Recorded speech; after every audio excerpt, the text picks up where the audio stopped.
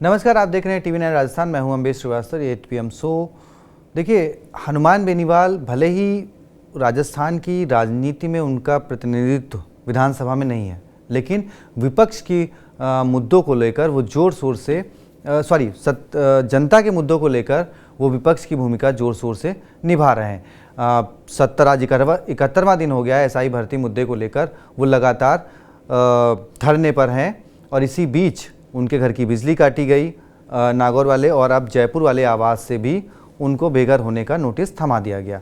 क्या कुछ है पूरी कहानी, पहले देखिए रिपोर्ट, और रिपोर्ट के बाद फिर आपको सुनाएंगे हनुमान बेनीवाल का बयान, और फिर अपने एग्जीक्यूटिव एडिटर पंकज सर से समझेंगे कि क्या बेनीवाल के जो आरोप लग रहे हैं वो वाकई में सच हैं। क्या सरकार बेनीवाल के आंदोलन से डर गई है? क्या कुछ कहानी है इसके पीछे, वो समझेंगे सर से। पहले देखिए ये रिपोर्ट। नागौर के सांसद हनुमान बेनीवाल 2 महीने से ज्यादा वक्त से SI भर्ती परीक्षा को रद्द करने की मांग को लेकर धरने पर बैठे हैं। साथ ही बेनीवाल प्रदेश में हो रही घटनाओं को लेकर भी राज्य सरकार को चुनौती देते दिख जाते हैं।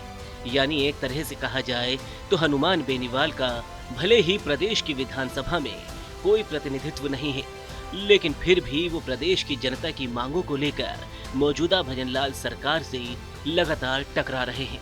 बेनीवाल का कहना है कि अगर सरकार ने परीक्षा रद्द नहीं की तो वो लाखों लोगों के साथ दिल्ली में प्रधानमंत्री ऑफिस का घेराव करेंगे। फिलहाल SI भर्ती पर राजस्थान हाई कोर्ट में मामला विचाराधीन है, जिस पर संभवतः 7 जुलाई को फैसला आ सकता है। लेकिन इसी बीच अब प्रदेश में एक नई जंग छिड़ गई है। गुरुवार को देर शाम नागौर के सांसद और RLP के अध्यक्ष हनुमान बेनीवाल, उनके भाई नारायण बेनीवाल और RLP के ही पूर्व विधायक पुखराज गर्ग को विधायक आवास खाली करने के लिए नोटिस दिए गए। मौजूदा वक्त में बेनीवाल जयपुर के झालूपुरा क्षेत्र में स्थित सरकारी आवास में रह रहे हैं, जो कि विधायकों के लिए अलॉट होते हैं। इसी आधार पर उन्हें 11 जुलाई तक आवास खाली करने का अल्टीमेटम दिया गया है। दरअसल सांसद हनुमान बेनीवाल 4 बार नागौर जिले की खींवसर विधानसभा सीट से विधायक रह चुके हैं। इनमें से एक बार वो बीजेपी, एक बार निर्दलीय और 2 बार अपनी पार्टी RLP से विधायक चुने गए थे, और इन्हीं में से 2 बार उन्होंने सांसद बनने के लिए सीट छोड़ दी थी। इनमें बेनीवाल पहली बार NDA में शामिल होकर बीजेपी के सहयोग से 2018 में नागौर से सांसद बने। 2024 में UPA में शामिल होकर कांग्रेस के सहयोग से वो सांसद बन गए। बेनीवाल ने पहली बार जब सीट छोड़ी तो उनके भाई नारायण बेनीवाल को विधायक बनाया गया। दूसरी बार सीट छोड़ी तो उनकी पत्नी कनिका बेनीवाल को मैदान में उतारा, लेकिन वह बीजेपी के उम्मीदवार रेवंत राम डांगा से हार गई। बेनीवाल को बतौर विधायक पहले जयपुर के जालूपुरा इलाके में सरकारी आवास का आवंटन किया गया। वह आवास अभी तक बेनीवाल ने नहीं छोड़ा। उसके बाद पूर्ववर्ती अशोक गहलोत सरकार ने जालूपुरा के विधायक आवासों के पुराने और जर्जर होने का हवाला देते हुए विधानसभा के पास ही नए विधायक आवास बनाए। पिछली बार बेनीवाल को उसमें भी आवास आवंटित हो गया। उससे पहले नए आवास में उनके भाई नारायण बेनीवाल और उनकी पार्टी के दूसरे विधायक पुखराज गर्ग को भी आवास आवंटित था। लोकसभा चुनाव में बेनीवाल सांसद बन गए और नारायण तथा पुखराज भी अब विधायक नहीं है, लेकिन इन्होंने नए आवासों को खाली नहीं किया। भले ही बिजली कनेक्शन की कटौती और सरकारी आवास खाली कराने के नोटिस संवैधानिक तरीके से लिए गए हों, लेकिन सवाल उनकी टाइमिंग को लेकर उठ रहे हैं कि ये फैसले ऐसे वक्त में हुए हैं जब हनुमान बेनीवाल ने जनभावना के मुद्दों को लेकर सरकार के खिलाफ मोर्चा खोल रखा है। लिहाजा इन फैसलों को सियासत से जोड़कर देखा जा रहा है, और बेनीवाल भी इन मामलों को लेकर सरकार को कटघरे में खड़ा कर रहे हैं। अपने धरने के दरमियान कई बार हनुमान बेनीवाल ने यह बात कही थी कि वो जिस सरकारी आवास में रह रहे हैं उनका बिल समय पर जमा कर रहे हैं। अब सुनिए हनुमान बेनीवाल ने क्या कुछ कहा इस बारे में। ये बात नोटिस की नहीं है, बात नोटिस चिपका देना। एक तो नोटिस आना, नीचे से भेज के चले जाते हैं, टेलीफोनिक बात कर लेते हैं। कल मैंने विधानसभा अध्यक्ष जी से बात की, मैंने कहा साहब इस तरह का व्यवहार क्या आप कांग्रेस वालों के साथ कर रहे हो राजस्थान में? गोविंद डोटासरा को आपने बहुत बड़ा बंगला दे दिया राजस्थान में, जो कैप को एंटाइटल नहीं है। सचिन पायलट को इतना बड़ा बंगला, तो ये फिर आपके नॉर्म्स क्या है, नीति क्या, कम से कम हमें बताओ। यह नीति सिर्फ आरएलपी के लिए ही लागू है। बीजेपी का जो दफ्तर है वो भैरू सिंह जी ने अलॉट कर दिया, सरकारी, ये था सरकारी बंगला है बीजेपी का जो अभी दफ्तर है वर्तमान, सरकारी बंगला है, और बीजेपी को अपना खुद का दफ्तर बनाना चाहिए। ये सरकारी बंगले पर कब्जा करके क्यों बैठे बीजेपी के लोग, और मुझे क्यों नहीं दे रहे ऑफिस? मेरी पार्टी भी तो मान्यता प्राप्त पार्टी, राजस्थान की पहली, खुश होके पिछली बार गहलोत के समय और इस बार भी हमने कहा भाई हमें पार्टी का ऑफिस आप दे दो, उसका किराया हम दे देंगे, ताकि लोग आने जाने वाले प्रदेश भर से मिलते रहे हमसे, और हमें किसी तरह का फायदा सरकार से नहीं चाहिए। बंगलों की पॉलिटिक्स राजस्थान में नई नहीं है और काफ़ी लंबी भी चलती है। खैर, हनुमान बेनीवाल के जो आरोप हैं, अब सीधे चलते हैं अपने एग्जीक्यूटिव एडिटर पंकज सर के पास। सर, आपने रिपोर्ट भी देखी और आपने बेनीवाल के अब आरोप भी सुन लिए हैं, तो ये सियासत पूरी एसआई मुद्दे को लेकर, जैसा उनका आरोप है कि भाई मैं जनता की मांगे उठा रहा हूँ, इसलिए मेरे साथ ये कार्रवाई हो रही है। नहीं, जनता की मांगे तो ये उठा रहे हैं, पर सवाल ये उठता है कि जनता की मांगों को उठाने के एवज में क्या इनको सरकारी बंगले मिलने चाहिए क्या इसके लिए ये इनटाइटल्ड हैं क्या? ये तो एक बड़ा सवाल है ना। मतलब ये तो वही बात हो गई कि मैं वो काम कर रहा हूँ, इसलिए जो चीज़ के लिए मैं इनटाइटल्ड नहीं हूँ वो भी मुझे मिलना चाहिए। बिल्कुल नहीं मिलना चाहिए, और इन्हीं को नहीं मिलना चाहिए, बाकी और भी लोग हैं जी, चाहे सचिन पायलट हैं, क्या उनको मिलना चाहिए? चाहे डोटासरा हैं, क्या उनको मिलना चाहिए? नियम तो सबके लिए बराबर होना चाहिए। जो एमपी हैं उनको जयपुर में फ्लैट मिलने का प्रावधान है क्या? अगर सरकारी नियम नहीं है तो फिर इनको क्यों मिलना चाहिए? सरकार क्यों इनको ऑबलाइज करना चाहती है? ये ऐसे मुद्दे हैं जिनके जवाब तो फिलहाल ढूंढने ही पड़ेंगे और जनता जानना चाहेगी। अब सबसे बड़ी बात यह है कि जिस तरीके से हनुमान बेनीवाल एसआई भर्ती को लेकर के मुखर हैं, और मुखर होने के बाद जिस तरीके से सरकार को सवालों के घेरे में ले रहे हैं, तो ये तो जग जाहिर है कि आप सरकार को सवालों के घेरे में लीजिएगा और सरकार से ही आप सुविधा की उम्मीद करिएगा जिसके लिए आप इंटाइटल्ड नहीं हैं, तो फिर सरकार वो सुविधा तो खींचेगी, वो ले ही लेगी। तो यही यहाँ पर होता हुआ दिखाई पड़ रहा है। अब हनुमान बेनीवाल कह रहे हैं कि मैं पैसे देता था, मैं बिजली के बिल देता था, बिजली कट गई, अब घर मांगा जा रहा है। देखिए, दरअसल है क्या कि हनुमान बेनीवाल भी क्या इन मुद्दों को उठा करके राजनीति ही तो कर रहे हैं, और क्या कर रहे हैं। अब इनकी भी राजनीतिक रास्ते को अगर आप देखें तो पहले ये विधायक थे, विधायक के बाद सांसद बने, फिर उस सीट से अपने भाई को लड़ाया, फिर अपनी पत्नी को लड़ाया। इनकी पत्नी चुनाव हार गई। पहले वो एनडीए का हिस्सा थे, फिर अब यूपीए का इंडिया ब्लॉक का हिस्सा बन गए। बड़ा सवाल ये है कि जब आप इतना इधर उधर करते रहेंगे और जिस पार्टी के खिलाफ आप लड़ेंगे और उसकी सरकार स्टेट में होगी, तो वो आपको सुविधा क्यों देगी? और ये तो सबको पता है कि सरकार अगर विपक्ष में किसी को सुविधा देती है तो सरकार भी अपने हित को साधती है। ऐसी बातों को मैं जस्टिफाई नहीं कर रहा, मैं व्यवहारिक राजनीति की बात कर रहा हूं। और व्यवहारिक राजनीति के तहत अगर आप देखें तो सरकार के नाक में इन्होंने दम कर रखा है, और जिस तरीके से सरकार को परेशान कर रखा है, सरकार को कोई रास्ता तो सूझ नहीं रहा। एसआई भर्ती लगातार मुद्दा बना हुआ है। ये कहते हैं हम लाखों समर्थक लेकर के प्राइम मिनिस्टर ऑफिस का घेराव करेंगे, लगातार सड़कों पर आंदोलन कर रहे हैं, भजन लाल शर्मा की सरकार को घेर रहे हैं, के बिश्नोई पर तरह तरह के आरोप लगा रहे हैं। बहरहाल सरकार तो घिरती हुई नजर आ रही है। जब सरकार घिरती हुई नजर आ रही है तो वो कहते हैं ना कि खिसियानी बिल्ली खंभा नोचे, तो सरकार खिसियाई हुई है। इसलिए सरकार कह रही है कि तुम इस फ्लैट के इंटाइटल्ड नहीं हो, इसलिए तुमको फ्लैट नहीं मिलेगा, तुम्हें बिजली नहीं मिलेगी। अरे साहब, अगर यही नहीं मिलना था तो पहले क्यों दे रहे थे आप? तो मैं सरकार को भी क्लीन चिट नहीं दे रहा हूं, और जो टाइमिंग है उसको लेकर के तो सवाल उठेगा ही। जब ये इंटाइटल्ड नहीं थे या और भी सांसद इंटाइटल्ड नहीं है तो आप उनको क्यों दे रहे हैं? तो क्या ये सरकार का प्रेरोगेटिव है क्या? मतलब सरकार जिसको चाहेगी देगी, जिसको चाहेगी नहीं देगी, ऐसा तो होता नहीं है। पर क्या होता है, सत्ता में जो बैठे हुए लोग होते हैं वो सत्ता के नशे में चूर होते हैं। उनको मालूम होता है किसको साधना है, किसको नहीं साधना है। तो हनुमान बेनीवाल को साधने का सरकार ने भरपूर प्रयास किया, उनको अपने साथ करने का भरपूर प्रयास किया। हनुमान बेनीवाल 2024 की हवा को शायद परख रहे थे, या परखने में उनसे गलती हो गई। जीत तो गए, लेकिन सरकार वहां किसी और की बन गई।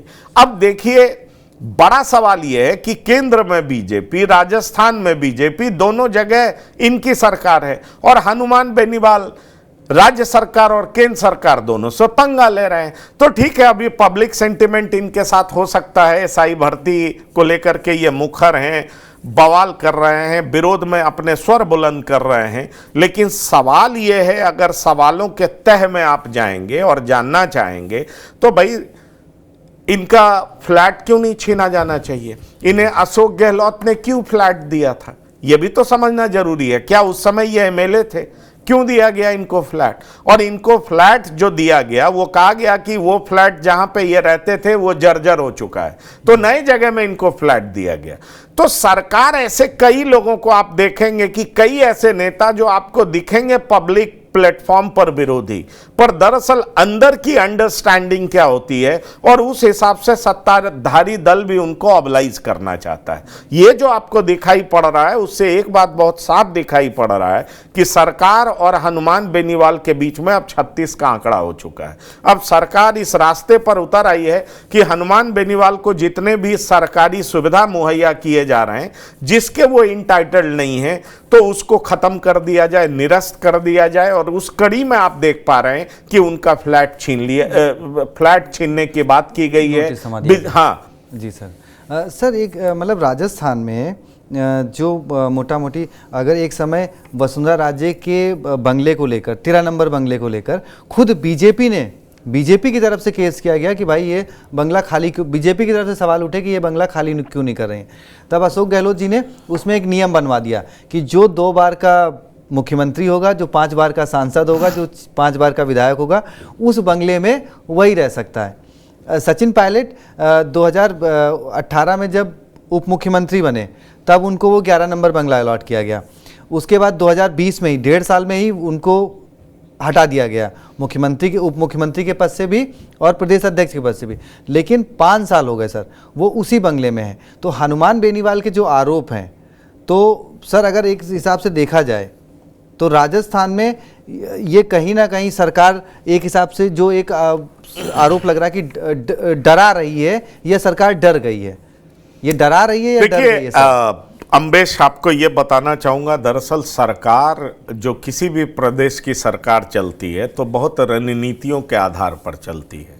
सचिन पायलट से बीजेपी सरकार को हमेशा एक उम्मीदें रही हैं, इस बात को आप समझिए। सचिन पायलट पे बीजेपी सरकार ने हमेशा डोरा डालने का प्रयास किया, उसमें एक बार कामयाबी मिलते मिलते रह गई। अशोक गहलोत जी सर कहते हैं कि वो तो पैसे तक दे दिए। ठीक है, तो अब सवाल यह है कि सचिन पायलट अपनी पार्टी में एक्सपोज हो गए, सचिन पायलट सरकार नहीं बना पाए, फिर सचिन पायलट उप मुख्यमंत्री नहीं बन पाए, सचिन पायलट अध्यक्ष नहीं बन पाए। सचिन पायलट की क्या स्थिति हुई ये आपको पता है। अब सचिन पायलट को राहुल गांधी और प्रियंका गांधी ने समझाया कि आने वाला समय आपका है, आपके पास उम्र है, धीरज रखिए, तो सचिन पायलट तो बने हुए हैं। लेकिन बीजेपी को भी ये पता है कि कहीं ना कहीं इनका धैर्य कभी तो जवाब देगा। और मैंने आपको कहा ना कि सरकार कई बार विपक्षी नेताओं को भी साध करके रखती है, उनसे संबंध बहुत अच्छा रखती है। अब आप ये देखिए कि जब वसुंधरा राजे मुख्यमंत्री पद से हटी तो उनसे बंगला तो नहीं खाली करवाया अशोक गहलोत ने, ये सबको पता है। और कहा यह जाता है कि अशोक गहलोत और वसुंधरा राजे में एक तरीके से एक अंडरस्टैंडिंग थी। सचिन पायलट के सर आरोप हैं कि मिले हुए हैं, मिले हुए हैं। सचिन पायलट, अब वही देख लीजिए, ये दोनों मिले हुए हैं और ये दोनों इस तरीके से करते हैं, या तो तुम सीएम नहीं तो हम सीएम। लेकिन इस बार उनका भी खेल खराब हो गया। तो बड़ा सवाल ये है कि कई बार ये दिखाई पड़ता है कि ये पार्टी बनाम वो पार्टी, पर पार्टी के भीतर की भी जो राइवलरी होती है वो दो पार्टियों के बीच की राइवलरी से कहीं ज्यादा होती है। इसलिए ये जो सरकार का गुनागणित है और ये तिकड़म है, इसको समझने की जरूरत है कि अशोक गहलोत क्यों वसुंधरा राजे को साधे रखना चाहते थे।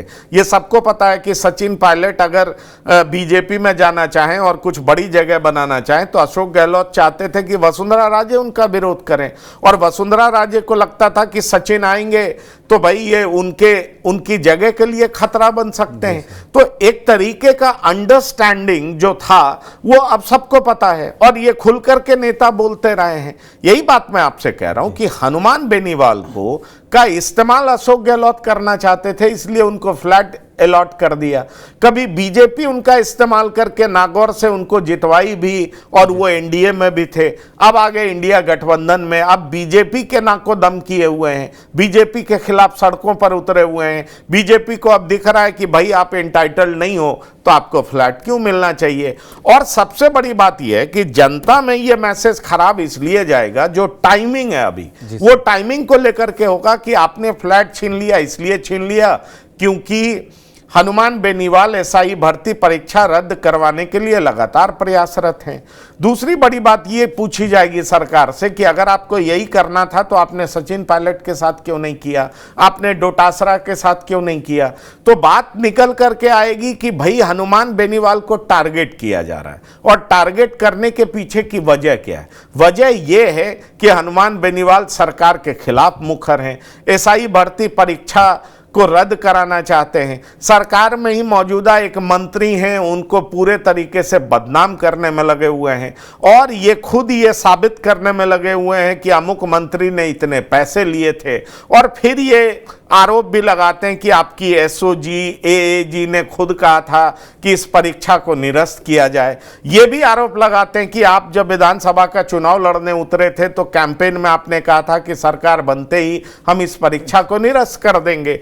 तो अब सरकार के सामने असली समस्या ये है कि परीक्षा निरस्त होती है तो क्रेडिट बेनीवाल ले जाएंगे, और नहीं निरस्त होती है तो कांग्रेस कहेगी कि अरे भाई आपने देख लिया ये जो कह रहे थे उसमें कितना दम है। तो सरकार के पास कोई एस्केप रूट तो दिखता नहीं है, सरकार खिसिया गई है। तो खिसिया गई है तो आखिरकार जो सरकार पे फ्रंटल अटैक कर रहा है उसको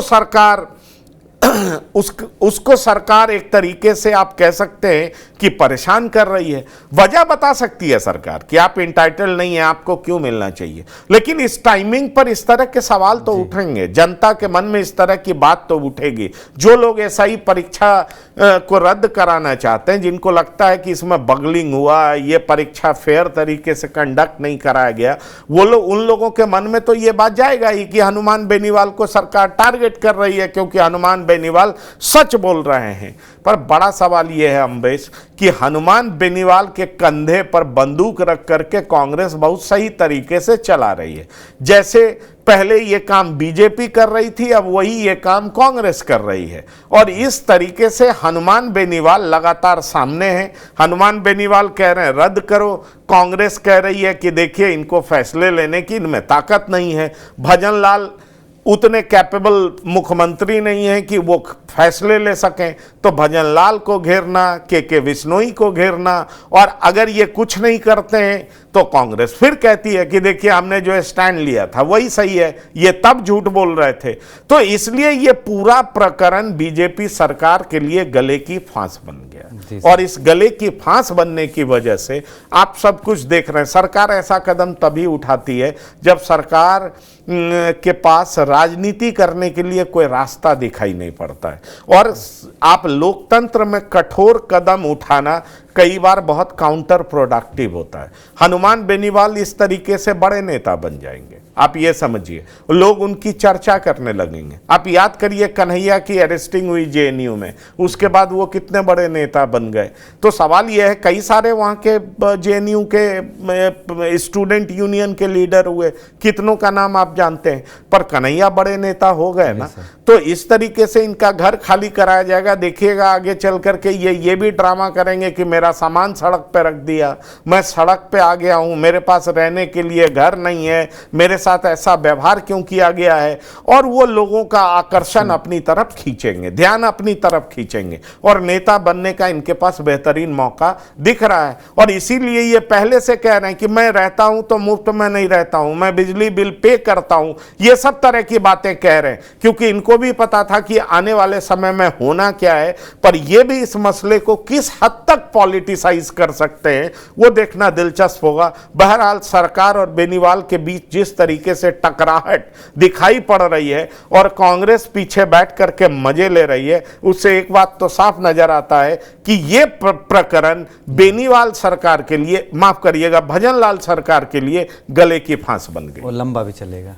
चलिए बहुत बहुत शुक्रिया सर समझाने के लिए मेरे दर्शकों को। और देखिए लड़ाई लंबी चलेगी ऐसा लगता है, क्योंकि हनुमान बेनीवाल ऐलान कर चुके हैं कि वो एसआई भर्ती पर शांत नहीं बैठेंगे, लड़ाई अपनी जारी रखेंगे।